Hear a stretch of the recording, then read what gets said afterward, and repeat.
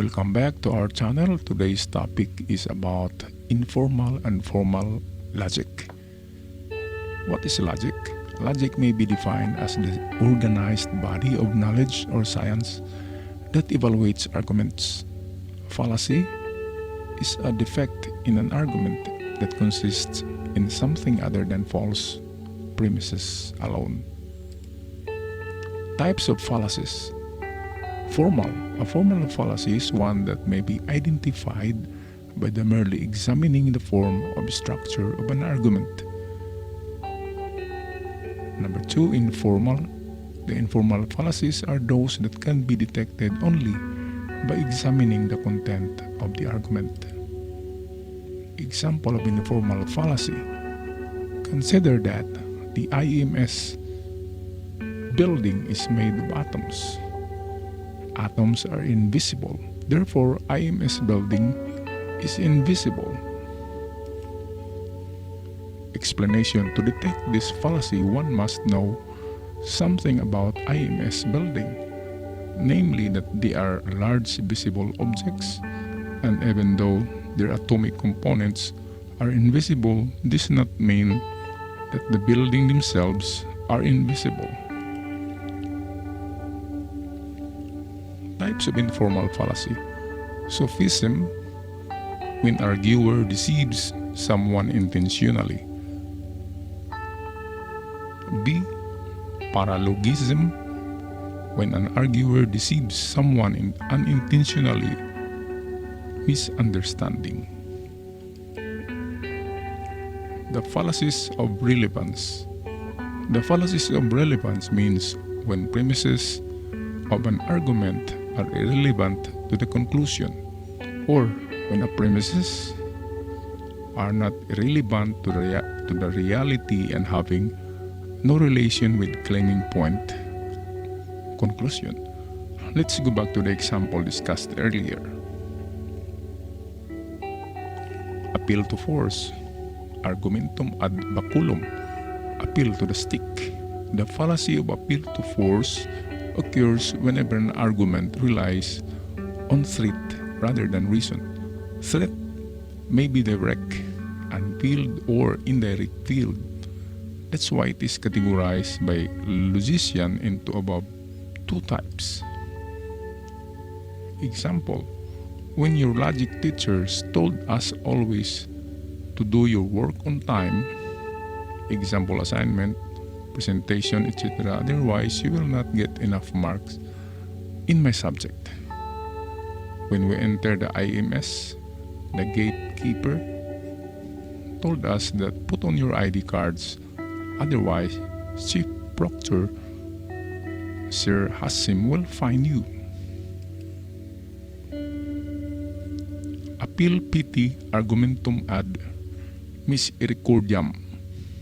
When an argument relies on generosity, pity, sympathy, and altruism, sacrifice oneself for the sake of others, or if somebody produce pity or kindness in your heart by saying some terms, example, orphan, association, etc. This pity may be directed toward the arguer or toward some third party. Example: when the Thalassemia Foundation's member came previous week to our department and told us to donate blood for the patient of thalassemia, a sympathy, pity came in my mind and some of my friends' hearts for those who are the patient of this type of disease, and we donated blood for thalassemia patients. Red herring: when an arguer diverts someone's attention from real issue, or when an arguer introduces a new topic which is not relevant to the real issue. Example: in government arguing for raising taxes, we need more revenue to support the programs. Children are our future. Let's support the children. Here in increasing tax is totally different issue from the youth or their future, but they are diverting the attention from the tax issue. Hasty generalization. When a person moves from particular case to a general case, or when a person generalizes a particular case or event. Example, Katrina is good actress and she wear iron ring. So all actresses wearing iron ring are good actress. Example, when a specific car do accident, then you consider that all cars of the type have done accident. Tip, don't base decision on a small sample sizes when much more reliable data exists. Variation. The hasty conclusion is leaping to a conclusion without carefully considering the alternatives. The Stroman fallacy. When a person misrepresents someone, argument or exaggerated by one of the argument or giver. Example is everywhere in politics, Romney speaks out about Obama's first term failures. He exaggerates Obama's administration by comparing it to Carter's, which was remembered for inflation, energy crisis, war, and hostages in Iran. This emotional appeal tries to worsen Obama's image by exaggerating his position. Appeal inappropriate authority.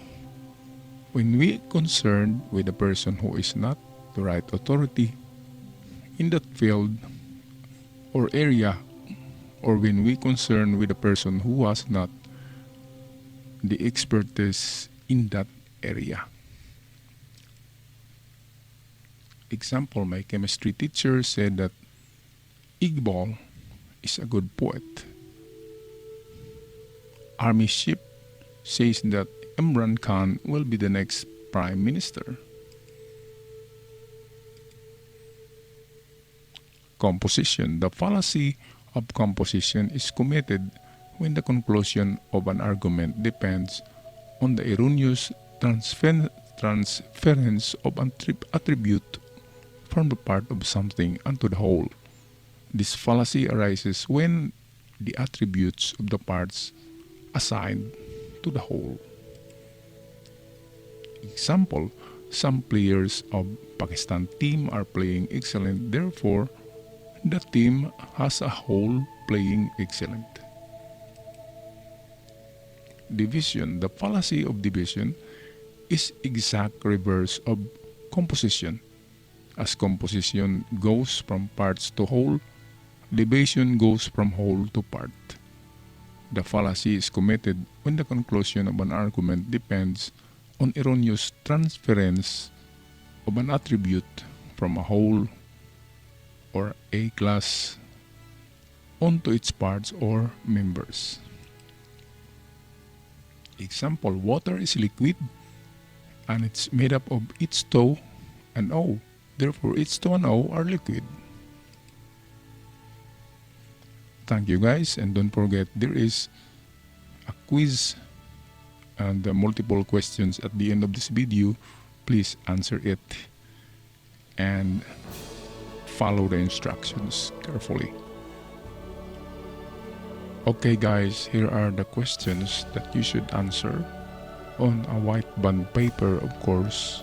Send the JPEG to our Google Classroom and kept the hard copy on a brown envelope to be collected on midterm. So here are the questions. What type of fallacy is a question?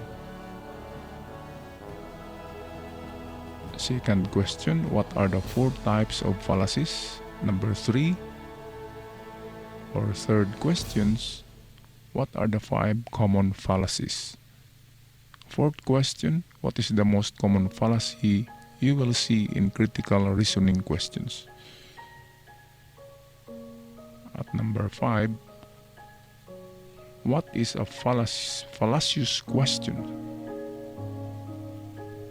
What is red herring fallacy? Okay guys, so of course you can open your Google You can look the answer right in the Google, but of course, write it personally or answer it personally on a piece of white bond paper and submit it after our midterm exams right here in our school. Thank you so much.